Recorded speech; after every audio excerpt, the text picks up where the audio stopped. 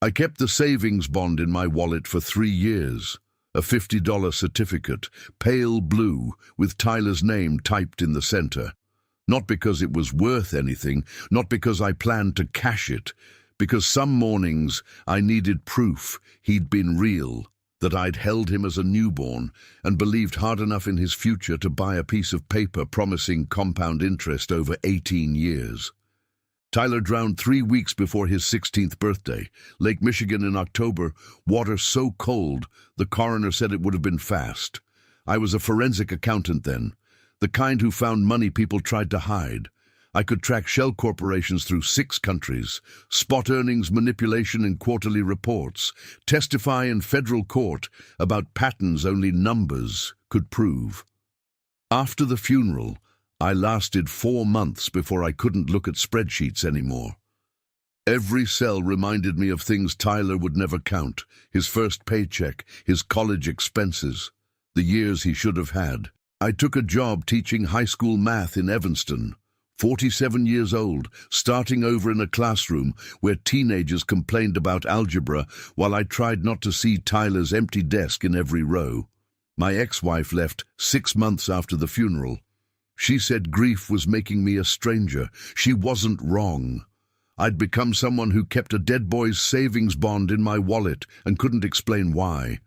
The bonds had been Tyler's college fund. We started when he was born. $50 here, $100 there, birthday money from grandparents, every tax refund. By the time he was 15, we'd accumulated $62,000 in Series EE bonds stored in a safe deposit box at First National downtown. I'd never told him the exact amount, wanted it to be a surprise when he graduated, when the future was close enough to touch. After Tyler died, I couldn't bring myself to deal with the bonds, couldn't cash them, couldn't look at them, couldn't decide what they were supposed to become now that the person they were for didn't exist anymore. They sat in that safe deposit box for 2 years while I taught quadratic equations and tried to remember what it felt like to believe numbers added up to something that mattered. My brother Vincent was the one who suggested I add him to the box. This was about a year after my wife left, when I was having what my therapist called a particularly difficult period. I'd lost 12 pounds, stopped answering my phone. Vincent showed up at my apartment with groceries and stayed until I ate something. He said I needed backup, someone who could access important documents if I got too deep in my own head again. He meant the week I'd spent hospitalized for exhaustion, though neither of us used that word. Vincent was 2 years younger, 45, recently divorced himself. He'd always been the charming one, the one who could sell anything to anyone, who'd cycled through a dozen business ideas that never quite worked out. Real estate, then day trading, then some cryptocurrency thing that collapsed. He talked about opening a restaurant someday, said the city needed more authentic Nigerian fusion, something that honored our parents' cooking but made it accessible. I liked hearing him dream. It reminded me that some people still had futures worth planning for. I signed the paperwork at the bank on a Tuesday afternoon, Vincent's name added to the safe deposit box access list. Just in case, I told myself.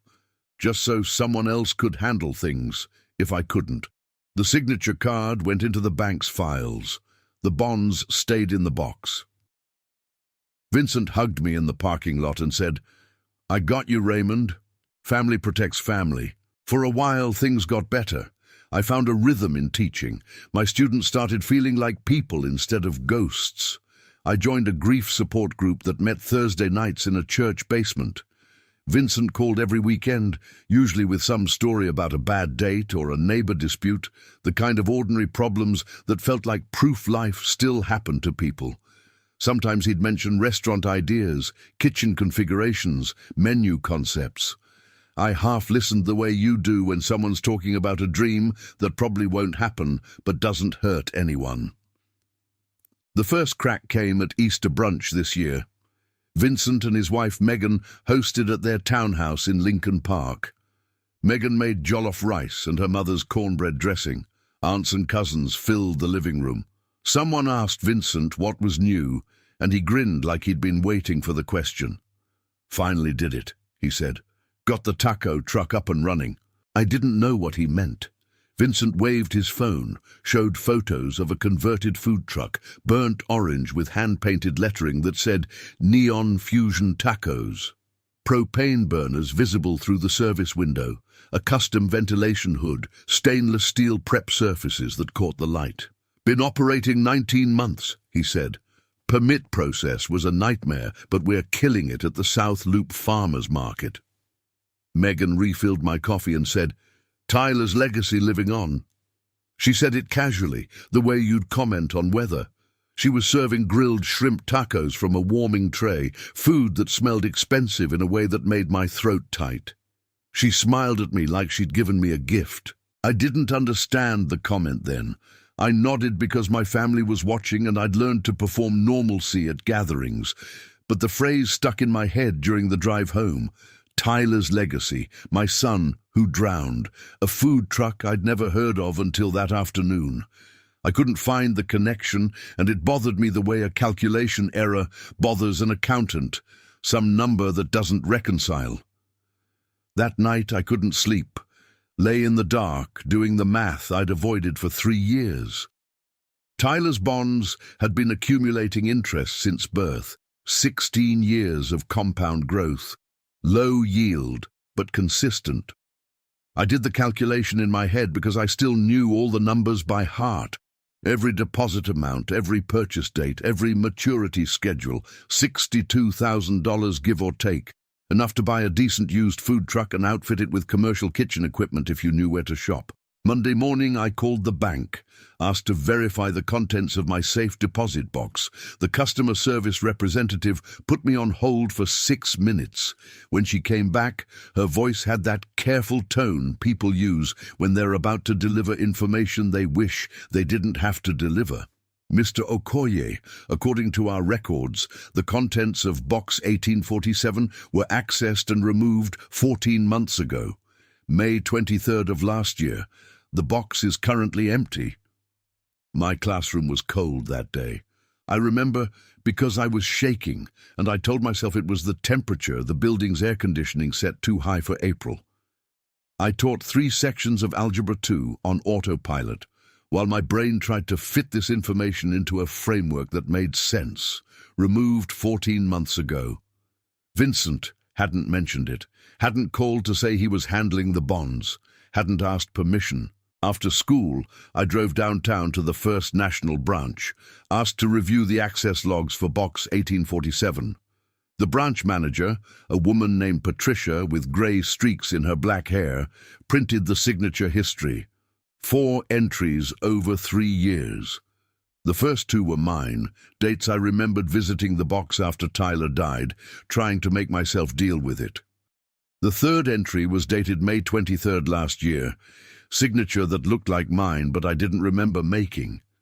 The fourth entry was dated 2 weeks later, Vincent's signature clear and unhurried. "This May entry," I said. "That's supposed to be my signature." Patricia leaned closer. "Is there a problem with it?" I looked at the curve of the R, the slant of the Y. Someone had practiced, done a decent job, but I knew my own hand the way you know your own face. I looped the O in Okoye differently since Tyler died. Tighter, like I'm trying to close something that won't close. This signature had the old loop, the one I'd used when signing felt routine instead of violent. "Can you tell me what was removed from the box that day?" Patricia checked her screen. The log shows complete box clearance, all contents removed. The second signature, May 31st, was your brother returning the key. Vincent had cleaned out the box in 2 visits. First to remove the bonds, probably with paperwork that had my forged signature. Second to return the key like a responsible co-signer who'd completed a legitimate transaction. I sat in Patricia's office while she offered me water I didn't drink, and I tried to remember where I'd been on May 23rd last year. The hospital.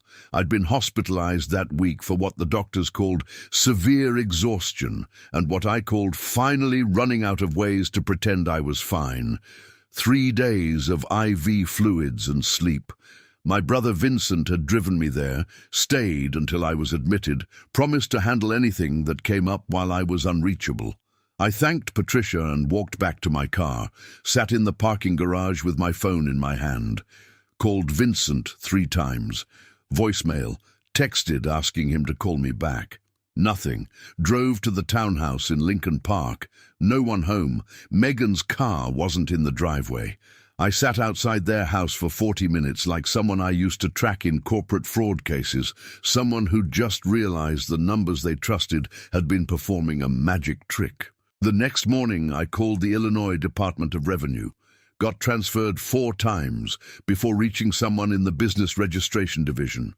Asked if there was a business license on file for Neon Fusion Tacos. The clerk put me on hold. Came back. No, sir. Nothing under that name or any variation.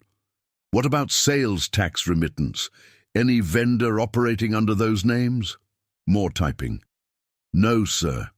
If they're selling food in Illinois, they'd need to be registered and remitting sales tax quarterly. I'm not showing any submissions. I asked about penalties for operating without registration. The clerk's tone shifted from bored to interested. Said if a vendor had been operating for 19 months without filing or remitting, they'd be looking at back taxes plus penalties that could triple the amount owed. Said the state took cash businesses seriously because that's where the most evasion happened. Said if I had evidence of unreported sales, the department would be very interested in reviewing it. I hung up and opened my laptop. Spent my lunch period searching municipal databases for health permits, vendor licenses, anything with Vincent's name or the truck's name attached. Found 3 citations from the Chicago Department of Public Health. Neon Fusion Tacos had been cited for operating at the South Loop Farmers Market without proper permits. Once in August last year, once in November, once in February. Each citation showed a cash fine paid within 10 days. No business license number listed because the vendor didn't have one. The citations proved Vincent had been operating the truck for at least 19 months, like he'd said. The lack of license or tax registration proved he'd been doing it illegally. The cash payments proved he knew enough to avoid paper trails while still satisfying immediate enforcement. This wasn't accidental. This was deliberate structure designed to hide revenue from agencies that taxed it. I'd spent 15 years finding exactly this kind of pattern. Cash businesses that operated just under the radar, paying minor fines in cash to avoid creating records that would reveal how much they were actually earning. The citations were sloppy, though. Vincent should have known citations stay in municipal databases forever, public record for anyone who knows where to look. That evening I visited the South Loop Farmers Market. Thursday night setup, vendors arranging tables under white tents. Found Neon Fusion Tacos parked at the north end. The truck looked better in person, professionally painted, equipment visible through the service window that must have cost serious money. Megan was inside prepping, chopping vegetables with the efficiency of someone who'd done this hundreds of times.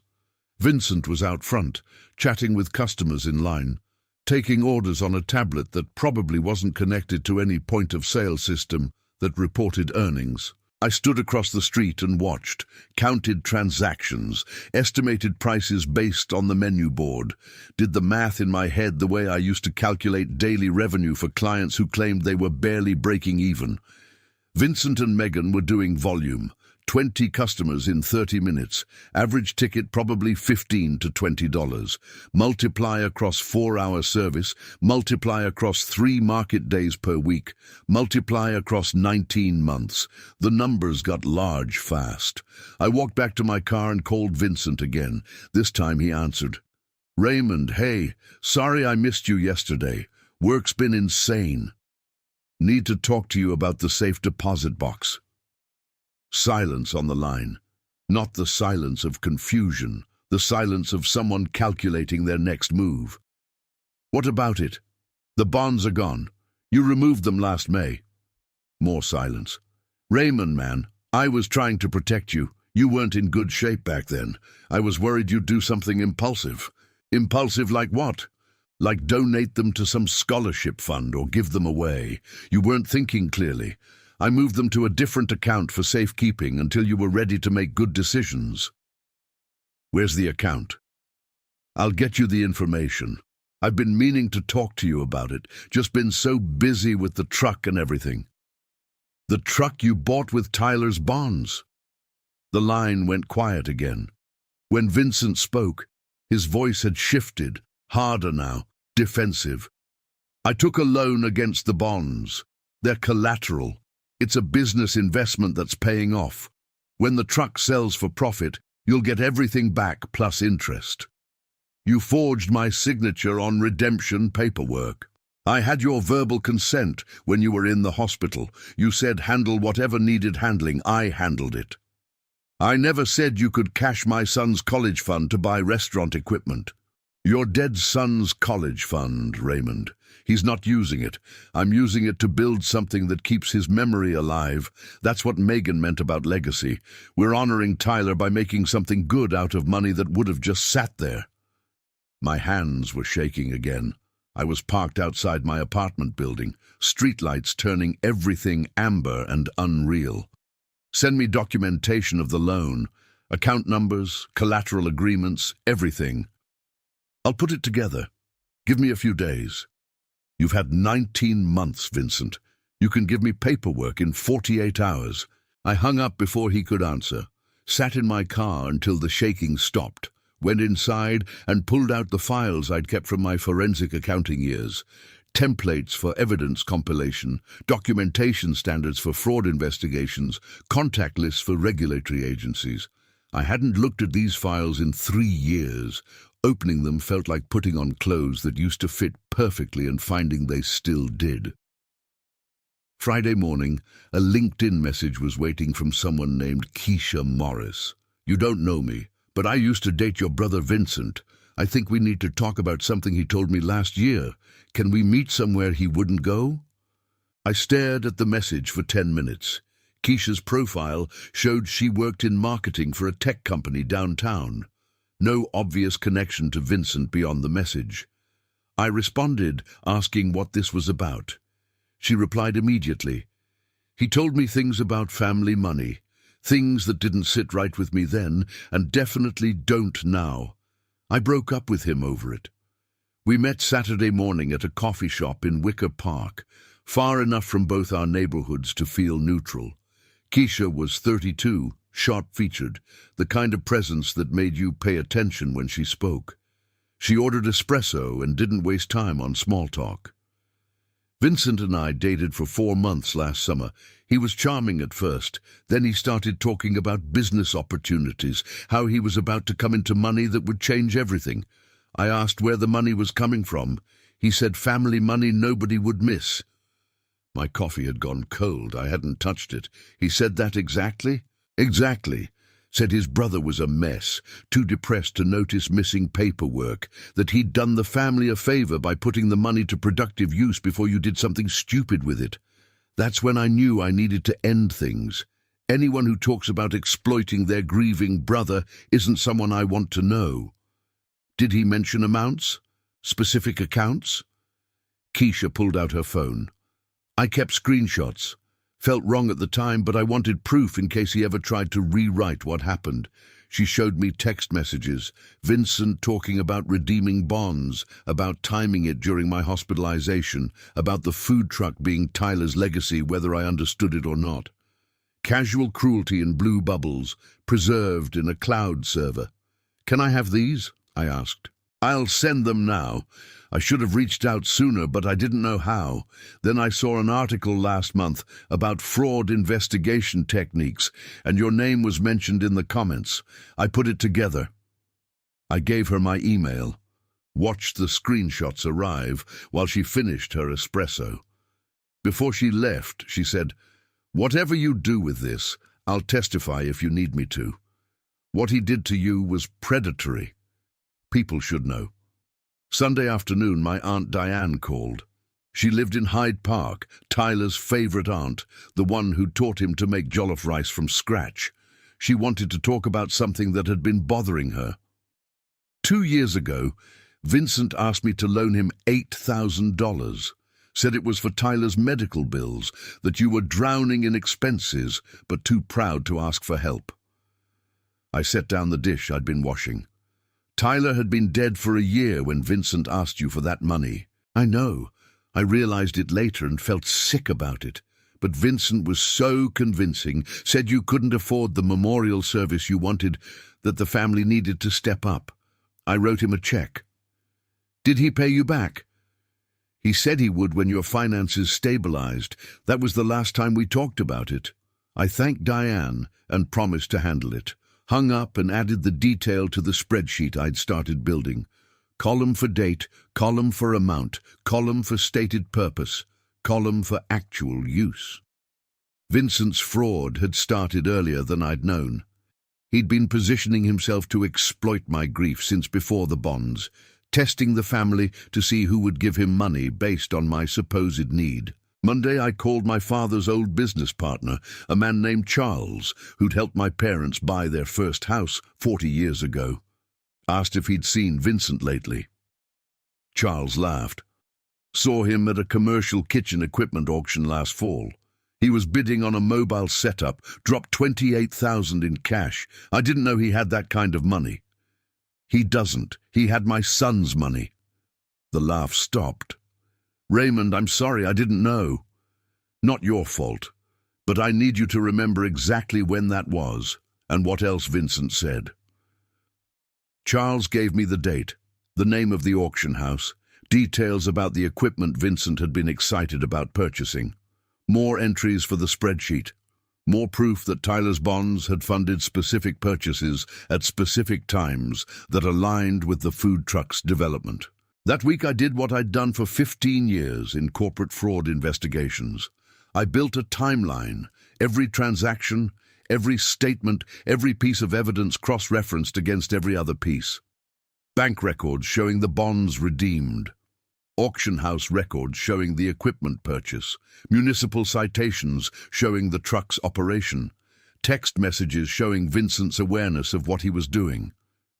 Testimony from Keisha and Diane showing the pattern extended beyond the bonds into active deception of other family members. The signature forgery bothered me most. I kept returning to it, comparing the fake signature to my real ones, dating the shift in my handwriting to the month after Tyler's funeral. Vincent would have had access to documents with my old signature, pre-grief signature, from when I'd signed the original safe deposit box agreement. He'd practiced enough to fool a bank employee who wasn't looking closely. That level of planning meant this wasn't impulse. This was strategy. My therapist asked how I was sleeping. I said fine, which was a lie. I was sleeping better than I had in 3 years because for the first time since Tyler died, I had something to focus on that wasn't loss. This was a problem I could solve, a pattern I could expose, numbers that would add up to consequences. The grief was still there, ocean deep and patient. But now I had something to do besides drown in it. Vincent called Wednesday evening. Said he had the loan documentation ready, asked when we could meet. I told him I'd come to the townhouse Saturday morning. He sounded relieved, like he thought he'd convinced me this was resolvable through paperwork and family conversation. Saturday, I arrived at 9. Vincent and Megan were both home, the truck parked in the driveway for once instead of at a market. Vincent had printed documents, a folder thick with what looked like legitimate business records. He spread them on the kitchen table like he was presenting a corporate acquisition. Everything's here, he said. The loan structure, the collateral agreement, the repayment schedule. You'll see the bonds are listed as secured assets backing a business loan that's performing ahead of projections. I didn't touch the folder. Where's the license for the truck? Vincent blinked. The business license. The license you'd need to operate a food service business in Chicago, the health permits, the sales tax registration with the state. Megan stood up from the table. Raymond, that's not relevant to the loan structure. It's relevant to whether the business you bought with my son's money is legal. I pulled out my phone, opened the screenshots I'd prepared. The Illinois Department of Revenue has no record of Neon Fusion Tacos filing sales tax returns. The Chicago Department of Public Health has cited you 3 times for operating without permits. The city has no business license on file for your truck. Vincent's face did something I'd never seen before, a kind of calculation happening behind his eyes. We're in the process of getting properly licensed. It's complicated with food trucks. You've been operating for 19 months. That's not a process, that's a pattern. What are you accusing me of, Raymond? Fraud, forgery, tax evasion, money laundering through your wife's personal account under her maiden name. Megan's face went white. That detail I'd discovered Thursday afternoon, calling every bank in Chicago asking if they had accounts for Megan's maiden name, Harris, found it on the 6th try. The account showed deposits of $94,000 over 19 months, daily cash deposits that matched the truck's operating schedule. No taxes paid on any of it because the account wasn't connected to any business entity. That's my savings, Megan said. Your savings from a business that doesn't legally exist and doesn't report its earnings. The IRS calls that income. The state calls it taxable revenue. You call it whatever helps you sleep, but I call it fraud. Vincent stood up. You're being unreasonable. We can work this out without threats. I stayed seated, kept my voice level the way I'd learned in depositions, when staying calm was more powerful than getting loud. You forged my signature while I was hospitalized for grief. You stole $62,000 that belonged to my dead son. You lied to our family about needing money for expenses that didn't exist. You built an illegal business and hid the revenue. You joked about Tyler's legacy while serving tacos bought with his future. I'm not threatening you, Vincent. I'm describing what you did. What happens next isn't up to me. What do you want? His voice had gotten smaller. I want you to understand something. I spent 15 years catching people who did exactly what you did. I know every mistake you made, the citations you paid in cash to avoid records, the daily deposits under $10,000 to avoid bank reporting requirements, the separate account in your wife's maiden name, the auction house that keeps buyer records, the ex-girlfriend who kept screenshots, the bank employee who'll testify about the timeline of the box access. The aunt you manipulated with lies about my needs, all of it documented, all of it cross-referenced, all of it ready to hand over to agencies that care very much about finding exactly this kind of fraud. Megan was crying now, quiet tears she wasn't trying to hide. Vincent sat back down, deflated into his chair. You'd really destroy your own brother over money? That's when something cold settled into place. You destroyed yourself, Vincent. I'm just making sure the right people know how to find the evidence. I left the folder on their table, walked out of the townhouse into morning light that felt sharp and clarifying, drove home and sent 40 pages of documentation to the Illinois Department of Revenue, the Chicago Department of Public Health, and the Cook County State's Attorney's Office, organized by date, annotated with explanations, supported by screenshots and testimony from witnesses who'd agreed to go on record. The first response came Tuesday. The Department of Revenue assigned an investigator. The Health Department scheduled an inspection. The state's attorney's office sent a letter saying they were reviewing the materials for potential criminal charges. Thursday, I got a call from Keisha. Vincent had tried to contact her, asking her to reconsider what she'd told me, offering money if she'd just forget the screenshots. She'd forwarded the messages to the state's attorney.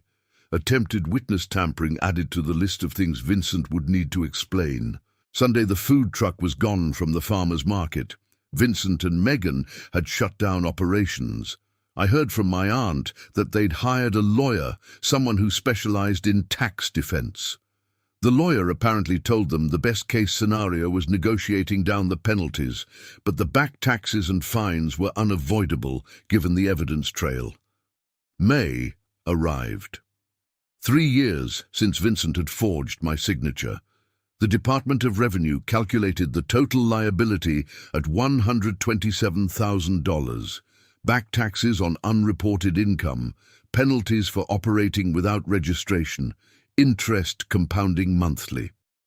The truck was seized as an asset that could be liquidated to cover part of the debt. Megan's account was frozen pending investigation into money laundering charges. The state's attorney filed charges against Vincent in June, forgery and fraud, for the signature, multiple counts. Mandatory minimum sentencing applied because the forgery involved amounts over $10,000. His lawyer tried to negotiate, arguing that Vincent had intended to pay me back, that this was a family dispute blown out of proportion. The prosecutor pointed to Keisha's screenshots showing premeditation, to Diane's testimony showing pattern of deception, to the tax evasion showing consciousness of guilt. I didn't attend the hearings, didn't need to. The evidence spoke without me having to be in the room. I'd built the case the way I'd built dozens of cases in my corporate years, each document supporting the next, each timeline converging on the same conclusion.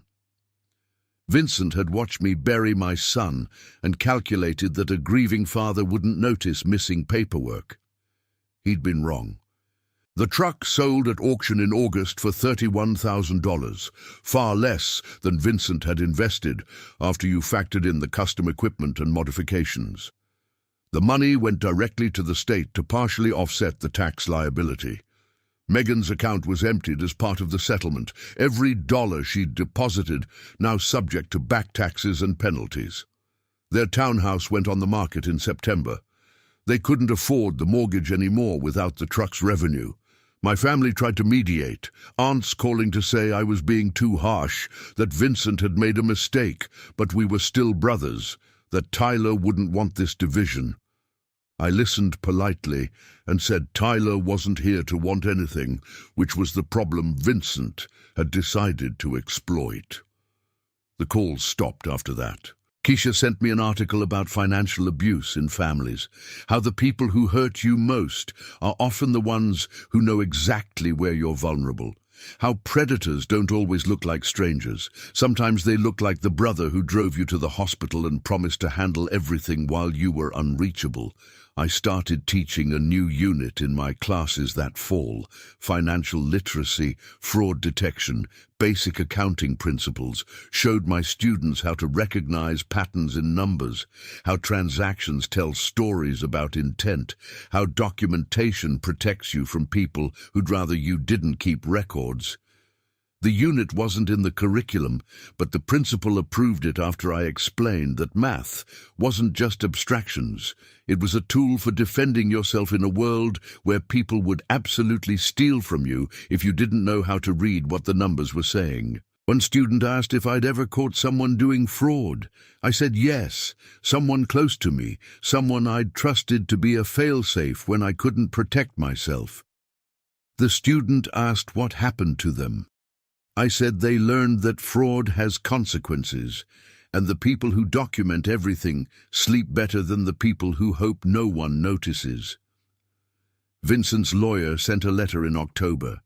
Vincent wanted to apologize, wanted to ask for forgiveness, wanted to know if there was any way to make this right. The letter didn't mention returning the money, didn't acknowledge the lie about Tyler's medical bills or the manipulation of our aunt, just asked if we could rebuild the relationship that his choices had destroyed. I didn't respond to the letter. Didn't need Vincent's apology because I wasn't owed words. I was owed the $62,000 he'd stolen, plus 3 years of compound interest he'd cost Tyler's memory. The state was collecting what it could. Vincent's credit was destroyed. His business was gone. His marriage was under pressure I couldn't imagine surviving. Those were the consequences of his choices, playing out exactly the way consequences should. Winter came. I still taught quadratic equations and logarithms to teenagers who mostly couldn't see why any of it mattered. Sometimes I told them math mattered because it was the language of proof, of patterns you could show instead of just claiming. that the most important skill I could teach them wasn't how to factor polynomials, it was how to document what people did when they thought no one was watching closely enough to care. My therapist asked if I felt closure. I said I felt accounting. Every debt balanced, every transaction traced to its source, every lie exposed in the light of timeline documentation. Closure was a story people told themselves when they wanted permission to stop hurting. I wasn't interested in closure. I was interested in accuracy. The first morning I drove past the impound lot, where Vincent's truck sat behind chain-link fence, orange paint fading under winter sun. I felt nothing except the quiet relief of completed arithmetic. The truck was a piece of evidence now, tagged and documented and waiting for final disposition. Just like the bonds had been pieces of paper representing Tyler's future, until Vincent decided they represented his present instead. I still carry Tyler's first savings bond in my wallet, the $50 certificate, pale blue, his name in the center. Not worth anything now, except as proof that I'd believed in his future back when believing in futures felt possible. Sometimes students ask why I keep it if it's not worth money anymore. I tell them it's worth something different now. It's worth the lesson that documentation matters, that records protect you, that the people who steal from you are counting on you being too grief-stricken or too trusting to do the math that proves what they did. Vincent took a plea deal in February. Reduced charges in exchange for admission of guilt and agreement to pay restitution. 5 years probation, restitution schedule of $500 monthly until the full amount was recovered. At that rate, he'd be paying until he was 73 years old, assuming he never missed a payment, which the statistics suggested he would. Megan filed for divorce in March. I heard about it through the family network, the aunts who'd stopped calling me but still talked amongst themselves. Apparently she'd discovered Vincent had taken out credit cards in her name too, debts she didn't know existed until the collectors started calling. The pattern extended further than even I'd documented. Spring came, and I planted tomatoes in the community garden plot I'd rented. Something about putting things in dirt and watching them grow felt necessary. The plot next to mine was tended by a woman named Sarah, who taught English at a school across town. We talked sometimes while watering, the kind of careful conversation people have when they're both carrying things they're not ready to explain. She asked what I did. I said I taught math and used to catch fraud. She said that was an interesting combination. I said it was the same skill set, just applied differently. Finding patterns, following the numbers, believing evidence over explanations. She nodded like she understood something I hadn't said directly. The tomatoes grew, small green fruits that swelled into red over weeks of patient attention. I brought the first harvest to my Thursday grief group. We made sauce together in the church kitchen, everyone contributing something, no one asking questions about why I'd needed to prove my brother stole from me or why that mattered more than family unity. One of the group members, a man named Marcus who'd lost his daughter to cancer, asked how I knew when to stop being angry. I said I wasn't sure I had stopped, but the anger had transformed into something more useful. Not rage anymore, just clarity. The kind that let you see exactly what someone had done and refuse to pretend it was anything other than what it was. Tyler would have been 19 that April.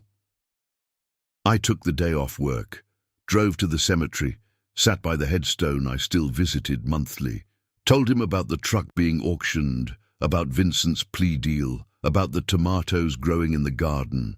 Told him I was sorry I couldn't protect the money I'd saved for him, but I'd protected his memory by refusing to let the theft be renamed as anything noble or justified. The wind moved through the cemetery trees. Somewhere a cardinal was singing. The stones stayed silent the way stones do, but I stayed anyway because presence mattered, even when the person you were present for couldn't acknowledge it. When I got home, there was a message from the state's attorney's office. Vincent's first restitution payment had cleared. $500 deposited into the account the state had set up for recovery. The message was just a notification, automated and impersonal, but I saved it anyway. Documentation mattered. My ex-wife called in May. We hadn't spoken in 2 years. She said she'd heard about Vincent through family, said she was sorry I'd had to deal with that on top of everything else. Her voice was careful, like she was talking to someone who might break if handled wrong. I told her I wasn't broken, I was balanced. Everything that had been taken was being accounted for. She said, "That sounded like me." We hung up after 3 minutes. Summer arrived and my students finished their year. The last day of class, I handed back their fraud detection projects. They'd each researched a real case, explained how the fraud worked, identified what evidence caught the perpetrator. One student had chosen a case involving family theft, a son who'd stolen from his mother's retirement account. The student asked if family fraud was more common than stranger fraud. I said yes, because family members had access and trust that strangers didn't. Because the people who hurt you most were usually the ones who knew exactly where you kept the things you couldn't afford to lose. Because fraud wasn't always a stranger in a ski mask. Sometimes it was your brother forging your signature while you were hospitalized for grief. The student asked if those cases ended in prosecution. I said sometimes if the victim was willing to prioritize justice over family harmony.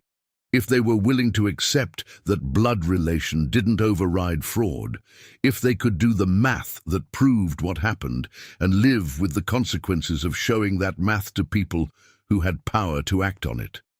The student nodded and said their mother had stolen from their college fund too, that they'd never reported it because they didn't want to hurt the family.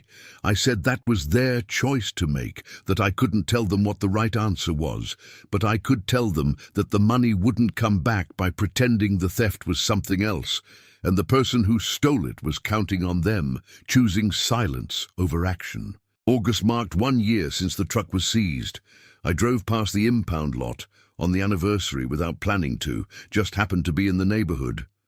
The lot was empty now, all the seized vehicles sold or disposed of. The fence was still there, chain link and weathered. I didn't stop, just noted the emptiness and kept driving. Vincent's second restitution payment cleared in September, then his third in October. Automated messages confirming the deposits. $500 a month, steady as a heartbeat, acknowledgement of debt that would take decades to resolve. I didn't respond to the messages, just filed them with the rest of the documentation. Diane called in November to say she'd received a check from Vincent, paying back the $8,000 he'd borrowed under false pretenses. She asked if I thought she should accept it. I said that was between her and her conscience, but the check didn't erase what he'd done. It just completed a transaction that should have happened 3 years earlier. She cashed it and donated it to a scholarship fund in Tyler's name. I thought Tyler would have liked that. The grief group met less frequently now. People graduated out as they found ways to carry their losses without the weight crushing them. Marcus asked if I was ready to step down from the group. I said maybe. The anger had quieted into something I could live with, something that didn't consume every thought. But I still carried the bond in my wallet, still visited Tyler's grave on the 3rd Sunday of every month, still taught fraud detection to students who needed to know that math could protect them from people who'd rather they didn't understand how numbers worked. Winter came again. I was 48 now, 1 year older than I'd been when this started, 4 years past Tyler's death. Time kept moving whether you wanted it to or not. The savings bond was yellowing at the edges, the paper fragile from years in my wallet. I considered laminating it but decided against it. The wear was part of the story now. Sarah from the garden plot invited me to coffee in December. We talked about books and teaching and the way loss changed you into someone you didn't recognize until years later, when you looked back and realized you'd become a different person in self-defense. She'd lost her husband 5 years ago, car accident, instant and impossible. She said she'd learned that grief was a permanent condition, not a phase you moved through and finished. I asked if she'd ever had someone exploit her grief. She said yes. Her husband's brother had tried to convince her to invest in a business opportunity, played on her vulnerability in the months after the funeral. She'd refused, and he'd never spoken to her again. I said that was the smart choice. She said it was the lonely choice, but yes, probably smart. We kept meeting for coffee through the winter, nothing romantic, just two people who'd survived things that required survival. She understood why I couldn't let go of the theft, why justice mattered more than family peace. Said people who hadn't been stolen from while grieving couldn't understand that the theft wasn't about money. It was about someone calculating that your pain made you vulnerable and deciding to take advantage. January brought news that Megan's divorce was finalized. She'd gotten nothing from the settlement because Vincent had nothing left to give. The townhouse sold at a loss, the proceeds going to cover debts I hadn't even known existed. Credit card companies, loan consolidators, back taxes to 3 different jurisdictions. Vincent had built a whole architecture of debt, supported by the theft of Tyler's bonds. I wondered sometimes if Vincent had thought about that. If in the moment he was forging my signature, he'd considered what it meant to steal from a dead teenager's future to fund a present that would collapse anyway. If he'd weighed the risk and decided it was worth it, or if he'd been so convinced of his own charm that he thought he'd never be caught. The 14th restitution payment cleared in February. $7,000 total recovered. $55,000 still outstanding. At this rate, Vincent would be paying until he was 71. I'd be 69 when the debt was satisfied. We'd both be old men by the time the math balanced, if it ever did. My father called that month. We hadn't spoken since I'd filed the documentation with the state. He said I needed to forgive Vincent. That family was more important than money. That Tyler wouldn't want this division. I asked if Dad had talked to Vincent about why he'd forged my signature. Dad said Vincent made a mistake in a moment of weakness. I said 19 months of operating an illegal business wasn't a moment, it was a pattern. Dad said I was being vindictive. I said I was being accurate. Dad said the family was broken because of my choices. I said the family was broken because Vincent chose to steal from his dead nephew and lie about it to everyone who asked. Dad hung up. We haven't spoken since. The grief group disbanded officially in March. Everyone agreed we'd reached a point where we could carry our losses without the structure of weekly meetings. Marcus said he'd learned that surviving grief meant learning to live in a world that didn't care if you'd lost someone, a world that kept demanding you function like a whole person, even when you knew you'd never be whole again. I said I'd learned that documentation was a form of love, that keeping accurate records of what Tyler had been owed was a way of honoring that his life had mattered enough to defend even after he was gone. That letting someone steal from him without consequence would have meant accepting that dead children don't deserve the futures that were saved for them. The group nodded. We'd all learned different things from similar losses. There wasn't a universal truth about grief, just individual truths we each had to find and defend. Spring came, and I didn't plant tomatoes this year. Didn't feel the need for the metaphor anymore. The garden plot went to someone else on the waiting list. Sarah and I still met for coffee, but the space between us had shifted into something more intentional. She asked if I was ready to try something that felt like moving forward. I said I didn't know what forward looked like yet, but I was willing to find out. The 20th restitution payment cleared in June. $10,000 recovered. Vincent was consistent. I had to give him that. Every month the payment arrived, automated proof that the debt was real and ongoing. I wondered if he thought about Tyler when he made the transfers, or if it had become just another bill abstracted from the original theft. I took a summer position teaching financial literacy at a community college. Adult education, people who'd never learned how money worked and were paying for that gap in knowledge.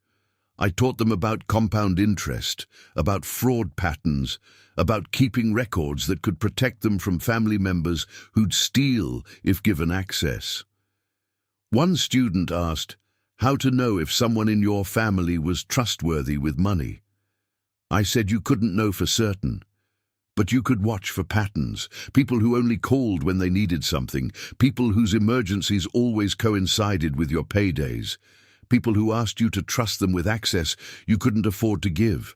I said trust was earned through consistency over time, not demanded through blood relation. Tyler would have been 20 that August. I spent the day alone, doing the math I'd done 100 times before, calculating what the bonds would be worth now if they'd matured on schedule, calculating what Tyler might have studied, what scholarships he might have earned, what kind of man he would have become. The math was useless, but I did it anyway, because some calculations matter even when they don't change anything. The financial truth about family fraud is that it happens more often than reported because victims choose silence over prosecution. According to the National Adult Protective Services Association, family members commit financial abuse in approximately 60% of reported elder financial exploitation cases. But those are just the reported cases. The actual number is estimated to be much higher because family fraud carries shame that stranger fraud doesn't. The psychological pattern is specific and predictable. The perpetrator targets someone in a vulnerable state, gaining access through legitimate relationship and betraying that access for personal gain. They often justify the theft through reframing, claiming they're protecting the victim or putting the money to better use than the victim would. They rely on the victim's reluctance to destroy family relationships by reporting the crime. What victims often don't realize until after the theft is that the relationship was already destroyed the moment the perpetrator decided exploitation was acceptable. The choice to report doesn't destroy the relationship. It reveals that the relationship was a performance designed to maintain access to resources. If you're reading this and recognizing these patterns in your own life, documentation is your best defense. Keep copies of all financial records, note dates and amounts of all requests, save messages and communications, take photos of signatures if you're adding someone to accounts, and remember that family relationship doesn't override fraud law. Theft is theft, regardless of blood relation. September brought news that Vincent had lost his job. The criminal record made employment difficult, especially in positions that required bonding or financial responsibility.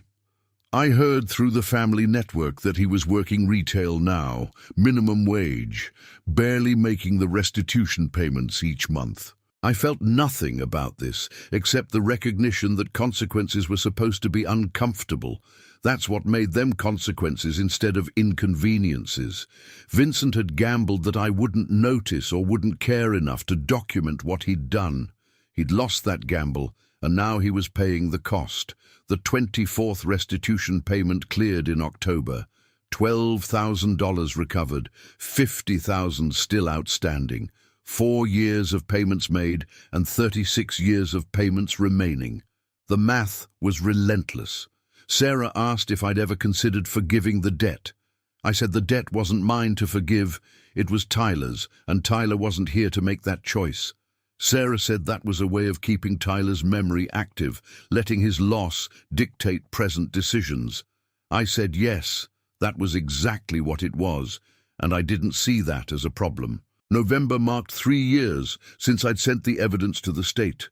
3 years of watching consequences compound the way interest compounds, steady and mathematical.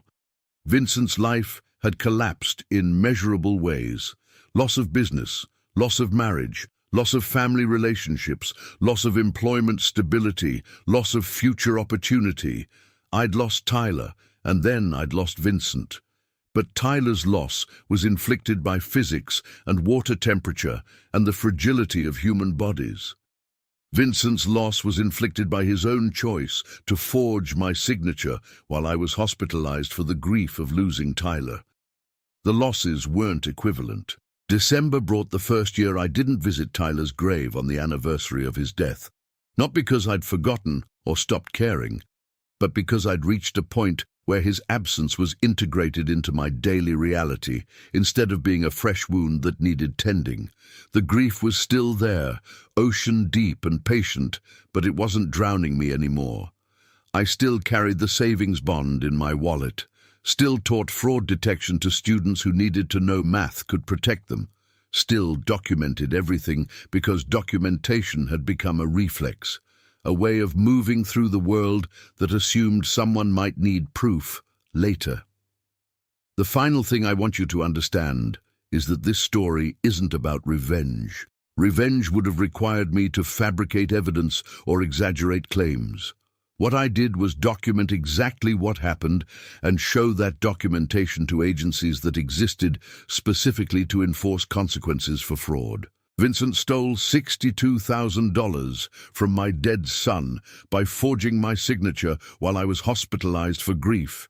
He operated an illegal business for 19 months, evaded over $100,000 in taxes, manipulated family members for money under false pretenses, and attempted to obstruct investigation by intimidating witnesses.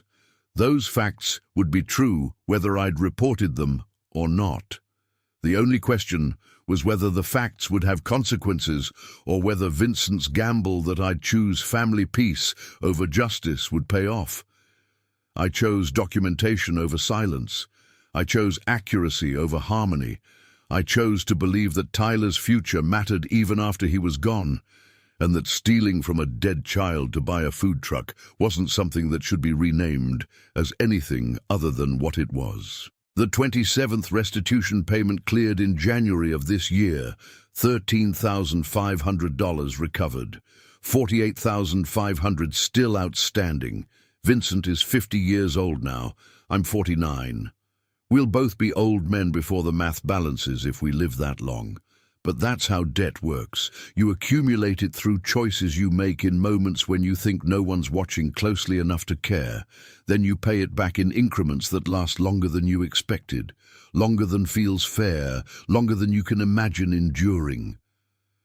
I wake up most mornings now, and the first thing I think isn't about Tyler dying or Vincent stealing. The first thing I think is about coffee, or the weather, or what I'm teaching that day. The grief and the theft are still there, permanent parts of my history, but they're not the only parts anymore. That's what resolution looks like for me. Not forgiveness or reconciliation or closure, just the quiet reality that I defended what mattered to me, documented what was true, and let consequences fall on the person who'd earned them. The accounting is complete. The books balance, the evidence stands, and somewhere in Illinois, a 50-year-old man makes a $500 payment every month, automated transfer that confirms he understands what he did and what he owes. That's not healing, but it is honesty, which is the best thing I can ask for, given that Tyler isn't here to receive the future those bonds were supposed to buy. If someone you trusted looked at your worst moment and saw a business opportunity, you don't owe them forgiveness. You don't owe them silence. You don't owe them the performance of family harmony while they profit from your pain.